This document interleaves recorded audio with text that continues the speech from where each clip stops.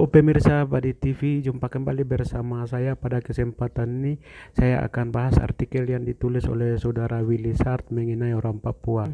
Saya baca artikel itu, saya terharu karena Willy Sart uraikan sesuai dengan kenyataan yang dilakukan oleh orang tua terhadap anak Papua, khususnya dalam mendidik anaknya. Oke, sebelum bahas itu mohon bantu saya subscribe channel ini. Dalam artikel pada poin ke-8, Willy Sart uraikan beberapa hal, yaitu sebagai berikut. Yang pertama, orang Papua tidak punya budaya mendidik anaknya. Yang kedua, orang tua tidak siapkan meja belajar anaknya di rumah. Yang ketiga, orang tua juga tidak siapkan makanan bergizi untuk anaknya. Yang keempat, orang tua jarang antar anaknya ke sekolah. Yang kelima, orang tua sibuk dengan urusannya masing-masing. Kelima hal yang disampaikan oleh saudara Willy Sart saya akan uraikan sebagai berikut.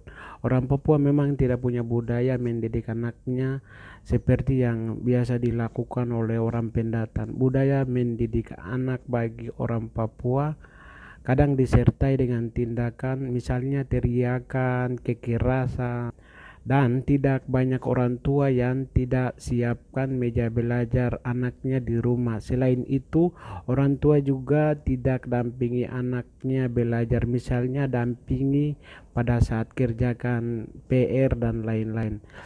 Selain itu, orang tua juga tidak siapkan makanan yang bergizi. Makanan yang disiapkan juga sampai larut malam, sekitar jam 9 malam pada saat anak yang lain sudah tidur. Selain itu juga orang tua selalu sibuk dengan urusannya masing-masing, tidak fokus dengan anaknya, sehingga anaknya ikut tidak fokus belajar dan anaknya kebanyakan main saja. Setiap hari orang tua jarang antar anaknya ke sekolah, padahal di rumah ada motor, di rumah ada mobil, tapi mobil dan motor itu digunakan untuk jalan-jalan ke sana kemari tanpa tujuan yang jelas. Dan orang tua hanya kasih uang saja, anaknya jalan sendiri, naik ojek ke sekolah. Menurut Willy Sart, ini bukan soal kasih uang, tapi kasih sayang terhadap anaknya. Orang pendatang juga punya banyak uang kok, tapi rajin antar anaknya ke sekolah. Lihat saja di lampu merah setiap pagi, anak Papua jalan sendiri, sedangkan anak pendatang diantar oleh orang tua, kata Willy Sart dalam artikel itu. Saya sampaikan beberapa hal yang menjadi solusi yang bisa dilakukan oleh orang tua kepada anaknya setiap hari, yaitu sebagai berikut.